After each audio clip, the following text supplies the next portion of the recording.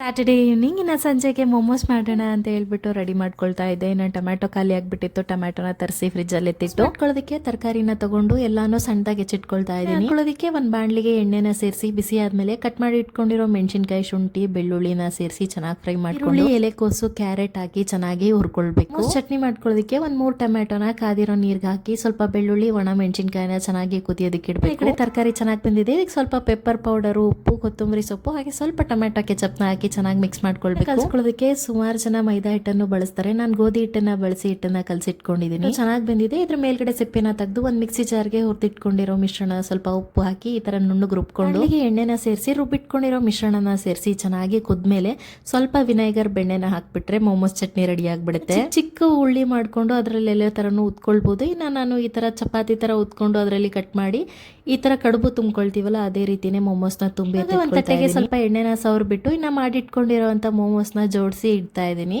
ಇನ್ನು ಈ ಕಡೆ ನೀರು ಕಾಯೋದಕ್ಕೆ ಇಟ್ಟಿದ್ದೆ. ಇದನ್ನ ಸ್ಟೀಮ್ ಮಾಡಿ ಒಂದು 10 ನಿಮಿಷಗಳ ಕಾಲ ಬೇಯಿಸ್ಕೋಬೇಕು. ಮೇಲೇನೆ ಈ ರೀತಿಯಾಗಿ ಆರೋಗ್ಯಕರವಾಗಿರುವಂತ, ರುಚಿಕರವಾಗಿರುವಂತ ಮೊಮೋಸ್ನ ಮಾಡ್ಕೊಳ್ಬಹುದು. ನೀ ಜೊತೆ ಅಂತೂ ತುಂಬಾನೇ ರುಚಿಯಾಗಿರುತ್ತೆ. ಮಸ್ಟ್ ಒಂದ್ಸಲ ಟ್ರೈ ಮಾಡಿ. ಏನು ಹೇಳಿದು?